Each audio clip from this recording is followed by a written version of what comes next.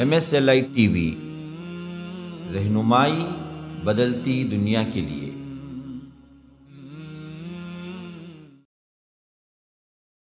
رسول اکرم صلی اللہ علیہ وسلم سے ایک شخص نے سوال کیا قیامت کے بارے میں کہ قیامت کب قائم ہوگی، قیامت کی علامت کیا ہے؟ تو آپ نے فرمایا اذا ضیعت الامانۃ فانتظر الساعہ، کہ جب امانت ضائع کر دی جائے تو بس قیامت کا انتظار کر لو۔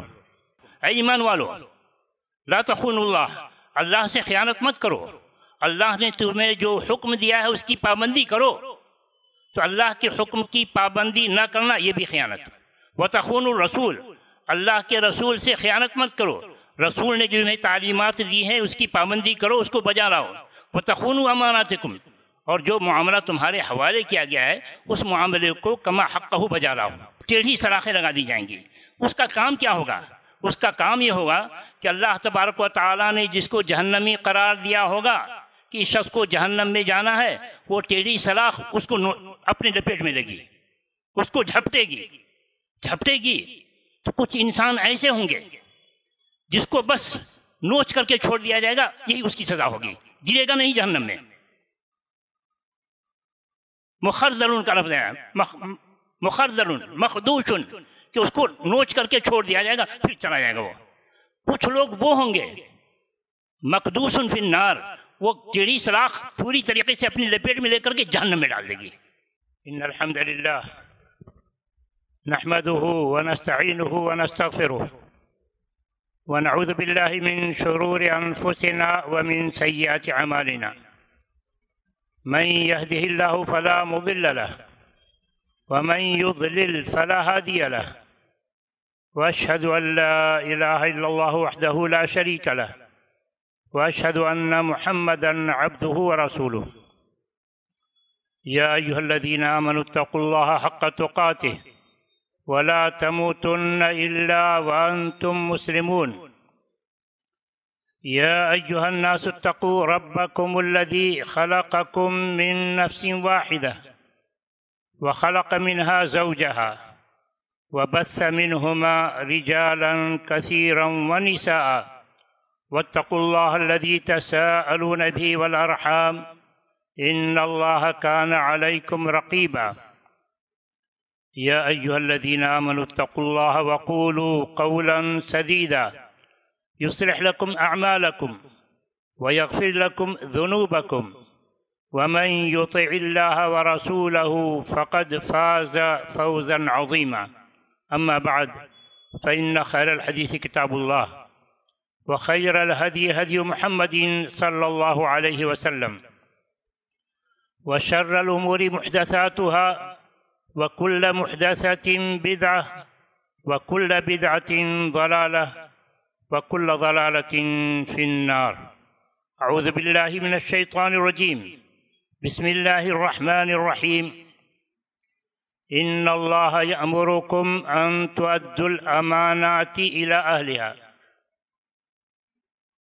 اللہ تبارک و تعالیٰ نے اس آیت کریمہ میں حکم دیا ہے کہ بے شک اللہ تعالیٰ تم کو حکم دیتا ہے کہ امانت کو امانت والوں کے حوالے کرو، امانت والوں تک پہنچاؤ۔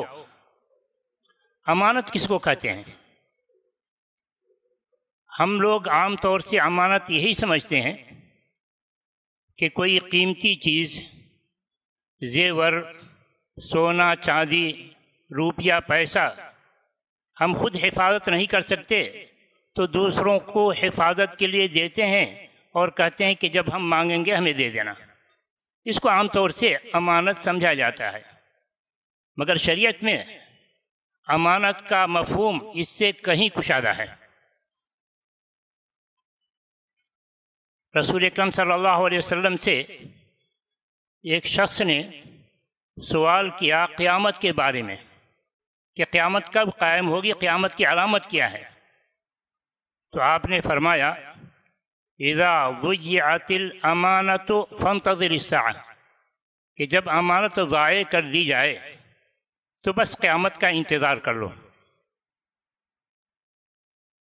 تو اس نے پھر پوچھا وما اضاعتها یا رسول اللہ، امانت ضائع کرنے کا کیا مطلب؟ تو آپ نے جواب دیا اذا وسد الامر الى غیر اہلہ فانتظر الساعة، اذا وسد الامر الى غیر اہلہ، معاملہ نا اہلوں کے حوالے کر دیا جائے۔ یہ امانت کو تعبیر کیا جا رہا ہے مسئولیت اور ذمہ داری سے، کہ مسئول اور ذمہ دار کیسا انسان بنایا جانا چاہیے۔ اگر اس کا خیال نہیں رکھا جا رہا ہے تو سمجھو کہ امانت میں خیانت ہو رہی ہے اور قیامت قریب ہے۔ تو امانت مسئولیت اور ذمہ داری، کہ جو جس کام کے قابل نہیں اس کو اس کام کا پر معمور کر دیا جائے، کام اس کے حوالے کر دیا جائے۔ ٹیچر پڑھانا نہیں جانتا، محض ڈگری ہے اس کے پاس اور سورس ہے، تو اس کو آپ نے بنا دیا ٹیچر۔ امامت کے لیے ایسے امام رکھ لیے جائیں جس کو قرآن صحیح سے یاد نہیں، ان کو امامت حوالے کر دیں۔ یہ تو بہرحال یہ عام مفہوم ہے کہ ہر وہ کام، ہر وہ شخص جو کام کے قابل نہ ہو اس کے حوالے کام کر دیا جائے، خواہ معاملہ حکومت کا ہو یا کسی بھی کام کا ہو، تو یہ امانت کا ضائع کرنا ہے۔ امانت کا مفہوم ایک تو آیت میں کہ اللہ تبارک و تعالیٰ نے کہا اِنَّا عَرَضْنَا الْأَمَانَةَ عَلَى السَّمَاوَاتِ وَالْأَرْضِ، کہ ہم نے امانت کو آسمان و زمین پر پیش کیا، فَأَبَيْنَا يَحْمِلْنَهَا۔ یہاں اس کی تفسیر میں مفسرین کہتے ہیں کہ امانت سے مراد احکام شریعت ہیں، اللہ تبارک و تعالیٰ کے اوامر و نواہی ہیں، فرائض جس کی پابندی سے انسان کو ثواب ملتا ہے، جس کے چھوڑنے سے انسان کو گناہ ملتا ہے، یہ مراد ہے۔ تو امانت کا مفہوم بہت ہی وسیع ہے۔ ہر مسلمان کو امین ہونا چاہیے، امانت دار ہونا چاہیے، کہ رسول اکرم صلی اللہ علیہ وسلم نے فرمایا لا ایمان لمن لا امانت لہ، کہ وہ شخص جو امین نہیں، امانت دار نہیں ہے، اس کے پاس ایمان نہیں ہے۔ اور اللہ تبارک و تعالیٰ نے کامیاب مومن کی علامت بتایا قد افلح المؤمنون الذین هم فی صلاتهم خاشعون والذین هم عن اللغو معرضون والذین هم للزکاة فاعلون والذین هم لفروجهم حافظون الا على ازواجهم او ما ملكت ايمانهم فانهم غیر ملومین والذین هم لاماناتهم وعهدهم راعون۔ کامیاب مومن تو وہ ہے جو اپنی امانت کی حفاظت کرتا ہے، اس کا خیال رکھتا ہے، تو کامیاب مومن وہ ہے۔ گویا کہ وہ شخص جو امانت کی پاسداری نہیں کرتا، امانت کو ضائع کرتا ہے، خیال نہیں رکھتا، خیانت کرتا ہے، تو وہ شخص کامیاب مومن نہیں، بلکہ وہ شخص تو منافق ہے، کہ رسول اکرم صلی اللہ علیہ وسلم نے فرمایا آیت المنافق ثلاث اذا حدث کذب واذا وعد اخلف واذا اؤتمن خان۔ منافق کی علامت تین ہے، جب بولے تو جھوٹ بولے، جھوٹ بولنا اس کی عادت بنی ہوئی ہے، اور وعدہ خلافی کرتا رہے، اور امانت رکھی جائے تو امانت میں خیانت کرے، تو ایسا شخص مومن کیا؟ یہ منافق ہے، آیت المنافق ثلاث، منافق ہے وہ۔ حذیفہ ابن الیمان رضی اللہ عنہ کہتے ہیں کہ میں نے رسول اکرم صلی اللہ علیہ وسلم سے دو باتیں سنی، ایک کو تو میں نے دیکھ لیا اور دوسرے کا انتظار کر رہا ہوں۔ دو باتوں میں سے ایک بات کہا حدثنا عن الامانت، کہ رسول اکرم صلی اللہ علیہ وسلم نے امانت کے بارے میں ہمیں بتایا، کہا ان الامانت نزلت فی جذر قلوب الرجال، اللہ تبارک و تعالیٰ نے امانت کو نازل کیا مردوں کے دلوں کی جڑ میں، یعنی انسان کی فطرت میں۔ اللہ تبارک و تعالیٰ نے انسان کی فطرت میں امانت رکھ دیا کہ انسان پیدا ہوتا ہے تو امین پیدا ہوتا ہے، امانت دار ہوتا ہے۔ ثم نزل القرآن فعلموا من القرآن، پھر اللہ تبارک و تعالیٰ نے قرآن نازل کیا، قرآن کے ذریعے سے انسانوں کو تعلیم دی امانت کی اہمیت کی، کہ کہا ان اللہ یامرکم ان تؤدوا الامانات الی اہلہا، اور خیانت سے روکا، کہا یا ایھا الذین آمنوا لا تخونوا اللہ والرسول وتخونوا اماناتکم، اے ایمان والو لا تخونوا اللہ، اللہ سے خیانت مت کرو، اللہ نے تمہیں جو حکم دیا ہے اس کی پابندی کرو، تو اللہ کے حکم کی پابندی نہ کرنا یہ بھی خیانت۔ وتخونوا الرسول، اللہ کے رسول سے خیانت مت کرو، رسول نے جو تمہیں تعلیمات دی ہیں اس کی پابندی کرو، اس کو بجا لاؤ۔ وتخونوا اماناتکم، اور جو معاملہ تمہارے حوالے کیا گیا ہے اس معاملے کو کما حقہ بجا لاؤ، تم خیانت مت کرو۔ تو ثم نزل القرآن فعلموا من القرآن، پھر قرآن نازل ہوا تو لوگوں نے قرآن کے ذریعے سے امانت کی اہمیت کو سمجھا۔ وعلموا من السنہ، کہ رسول نے بھی امانت کی تعلیم دی تو رسول سے بھی امانت کو سیکھا۔ کہا پھر رسول اکرم صلی اللہ علیہ وسلم نے امانت کے اٹھائے جانے کے بارے میں بتایا۔ کہا ینام الرجل نومتن، کہ انسان سوئے گا اور اٹھے گا تو اس کے دل سے امانت اٹھا لی جائے گی، امانت کا کچھ حصہ نکال لیا جائے گا۔ جیسے کہ گرم چیز بدن پر پڑ جائے تو داغ پڑ جاتا ہے، ویسے ایک داغ پڑ جائے گا۔ پھر کہا ثم ینام النومۃ، پھر دوسرے دن سوئے گا، اس کے دل سے امانت نکال لی جائے گی۔ اب اس کی مثال دی، پہلے کی مثال دی کمثل الوقت، کہ داغ آ جائے تو ہلکا نشان بیٹھے گا، اس نشان کے مانند اس کے دل پر نفاق کی علامت گویا بیٹھ جائے گی۔ یہ دوسرے دن جو نکالا جائے گا، اس وقت کہا مثال دی کجمر دحرجتہ علی رجلک، کہ اگر انگار بدن پر پڑ جائے، پھسلا دو تو چمڑا پھول جاتا ہے، سفید ہو جاتا ہے، اندر کچھ بھی نہیں ہوتا یا پانی ہلکا سا بھرا ہوا ہوتا ہے، تو بس اس قدر رہے گا۔ اور رسول اکرم صلی اللہ علیہ وسلم نے اس کو سمجھانے کے لیے پتھر لیا، پتھر کو پیر پر ایسے گزارا اور کہا اس طریقے سے جیسے انگار اس پر اگر گزار دو تو کیسے پھول جائے گا۔ ثم تراہ منتبرا ولیس فیہ شیء، تم پھولا ہوا دیکھو گے مگر اس میں کچھ نہیں ہوگا۔ تو اس طریقے سے آہستہ آہستہ انسان کے دل سے امانت نکال لی جائے گی۔ وہ کب ہوگا؟ جب انسان شریعت کی پابندی نہیں کرے گا۔ جب انسان شریعت کی پابندی نہیں کرے گا تو اس کے دل سے آہستہ آہستہ امانت نکال لی جائے گی۔ پھر حال یہ ہوگا یصبح الناس یتبایعون ولا یکاد یجد امینا، کہ لوگ آپس میں تجارت کریں گے، بیع کریں گے، مگر کوئی امین شخص قریب ہوگا کہ کوئی امین شخص نہ ملے، یعنی امین شخص کا عنقہ ہوگا، مشکل سے کوئی امین شخص ملے گا۔ یقال ان فی بنی فلان رجلا امینا، کہا جائے گا کہ فلاں قبیلے میں ایک شخص امانت دار ہے، اس کی شہرت ہوگی، اس کا چرچا ہوگا کہ فلاں شخص امانت دار ہے۔ ما جلدہ وما اظرفہ وما عقلہ، ارے فلاں شخص بڑا صبر والا ہے، بڑا خوش مزاج ہے، بڑا ہوشیار ہے، بڑا اچھا آدمی ہے۔ وما فی قلبہ مثقال حبۃ من خردل من ایمان، جبکہ وہ ایمان سے خالی ہوگا، جبکہ وہ ایمان سے خالی ہوگا، بس اس کی خوش اخلاقی، خوش مزاجی سے لوگ سمجھ بیٹھیں گے کہ بڑا امانت دار ہے۔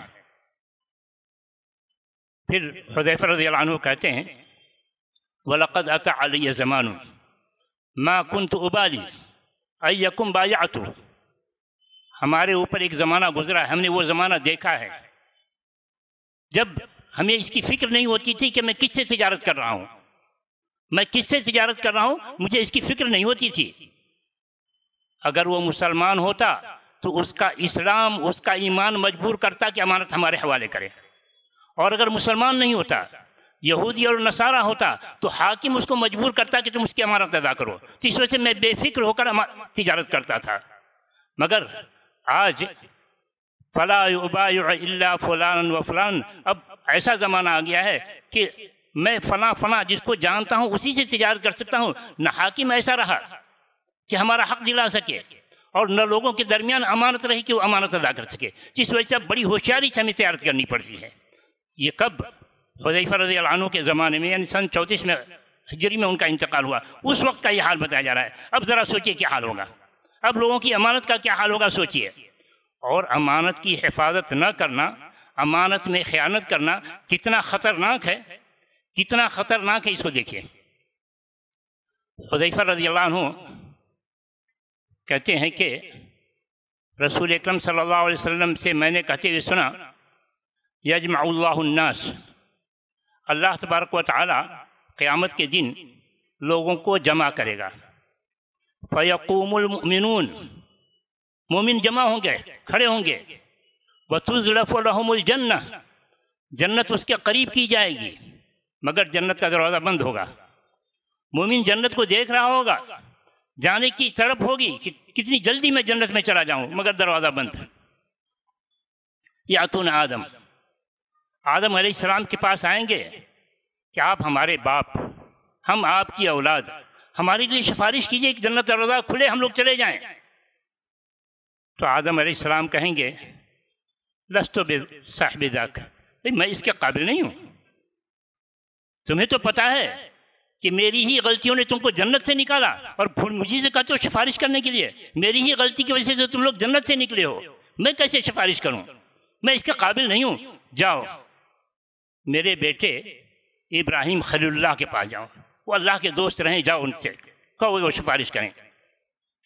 لوگ جائیں گے ابراہیم خلیل اللہ علیہ السلام کے پاس اور کہیں گے انت خلیل اللہ، کہ آپ تو اللہ کے دوست ہیں، ہمارے لیے سفارش کیجئے جنت کا دروازہ کھلے۔ ابراہیم علیہ السلام جواب دیں گے لست بصاحب ذاک، میں اس کے قابل نہیں ہوں۔ پھر کہیں گے کنت خلیل اللہ ورا، بھئی میں اللہ کا دوست تھا مگر زمانہ گزرا کہ جب میں اللہ کا دوست تھا، اب تو ہمارا حال خود خراب ہے۔ جاؤ موسیٰ کے پاس جاؤ کہ اللہ تبارک و تعالیٰ نے انہیں اپنے کلام سے نوازا، ڈائریکٹ ان سے گفتگو کی، ان سے بات چیت کی، ان کو اعزاز بخشا، جاؤ ان کے پاس۔ موسیٰ علیہ السلام کے پاس جائیں گے، وہ بھی کہیں گے لست بصاحب ذاک، میں سفارش کے قابل نہیں ہوں۔ جاؤ عیسیٰ علیہ السلام کے پاس، وہ کلمۃ اللہ و روح، وہ اللہ کا کلمہ اور اس کی روح ہیں، کہ اللہ تبارک و تعالیٰ نے عیسیٰ علیہ السلام کو اپنے کلمہ کن سے وجود بخشا، بغیر باپ کے اس کو وجود بخشا، تو اللہ کے کلمہ سے وجود میں وہ آئے ہیں۔ وہ روح، وہ اللہ کی روح ہیں، اللہ تبارک و تعالیٰ نے اسے روح عطا کیا تھا کہ مردوں کو زندہ کرتے تھے، تحیی الموتیٰ بإذنی، کہ اللہ کے حکم سے وہ مردوں کو زندہ کرتے تھے، تو ان کو خاص تقرب حاصل ہے اللہ تبارک و تعالیٰ کا۔ جاؤ عیسیٰ کے پاس، عیسیٰ علیہ السلام کے پاس جائیں گے، وہ کہیں گے لست بصاحب ذاک، میں اس قابل نہیں ہوں کہ میں سفارش کر سکوں۔ تو لوگ آخر میں محمد صلی اللہ علیہ وسلم کے پاس آئیں گے، محمد صلی اللہ علیہ وسلم لوگوں کی سفارش کریں گے، فیقوموا فیؤذن لہ، رسول اکرم صلی اللہ علیہ وسلم سفارش کے لیے کھڑے ہوں گے، آپ کو سفارش کی اجازت ہوگی۔ اب سفارش ہوگی، جہنم پہلے ہوگی، جنت اس کے پیچھے ہوگی۔ جہنم پر پل بنا دیا جائے گا، جہنم پر پل بنا دیا جائے گا، اس پل سے سارے انسانوں کو گزرنا ہوگا۔ قرآن میں کہا وَإِن مِّنكُمْ إِلَّا وَارِدُهَا كَانَ عَلَىٰ رَبِّكَ حَتْمًا مَّقْضِيًّا، کہ ہر انسان کو جہنم کی سے گزرنا ہے، راستے سے گزرنا ہے، صراط اس کو کہا جائے، یضرب الصراط، کہ جہنم پر پل بنا دیا جائے گا، اس پل سے ہر انسان کو گزرنا ہوگا۔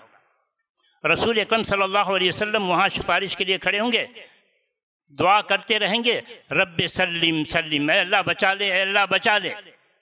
اس وقت جس انسان کا عمل جیسا ہوگا اسی اعتبار سے گزرے گا، اور ایسی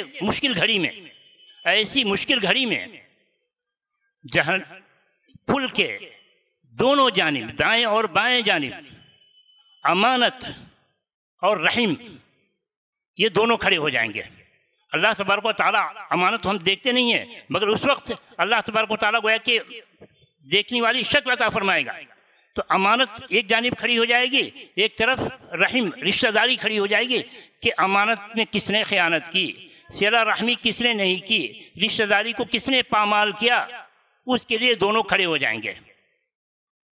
کس کام کے لیے کھڑے ہو جائیں گے؟ کہ جس نے امانت میں خیانت کی ہوگی اس کو گھسیٹ کر کے جہنم میں ڈال دیا جائے گا، جس نے رشتہ داری کا خیال نہیں کیا ہوگا، تکلیف پہنچایا ہوگا، ظلم کیا ہوگا اپنے رشتہ داروں پر، اس کو گھسیٹ کر جہنم میں ڈال دیں گے۔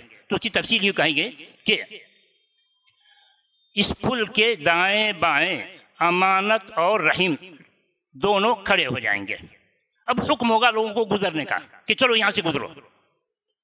چنانچہ جس کا عمل جیسا ہوگا، جو بڑا نیک ہوگا، جو بڑا نیک ہوگا، رسول اکرم صلی اللہ علیہ وسلم کہتے ہیں یمر کمر البرق، وہ ایسے گزرے گا جیسے کہ بجلی گزرتی ہے، بجلی گزرتی ہے. بادل جب ٹکراتا ہے تو اس وقت دیکھتے ہوں گے، اگر میدان میں ہو آپ تو دیکھیں گے کہ ایک ہلکی روشنی آتی ہے، آنن فانی آ کے چلی جاتی ہے. رسول اکرم صلی اللہ علیہ وسلم سے سوال ہوا مر البرق کا کیا مطلب، بجلی کے گزرنے کا کیا مطلب؟ تو کہا تم نہیں دیکھتے کہ آپ آنکھ جھپکتے میں وہ آتی اور چلی جاتی ہے. تو اتنی تیزی سے جس کا عمل بڑا اچھا ہوگا اتنی تیزی سے وہ گزرے گا. اور کمر الریح، دوسرے درجے کا انسان وہ ہوگا جیسے کہ ہوا چلتی ہے تو ہوا کتنی تیزی سے چلتی ہے اتنی تیزی سے وہ پل پار کر جائے گا. اس سے نچلے درجے کا انسان کمر الطیر، پرندے کو دیکھتے ہو جو تیز اڑنے والا ہو، کتنی تیزی سے اڑ کر کہاں پہنچ جاتا ہے، ویسے وہ تیزی سے پار کر دے گا. اس سے نچلے درجے کا انسان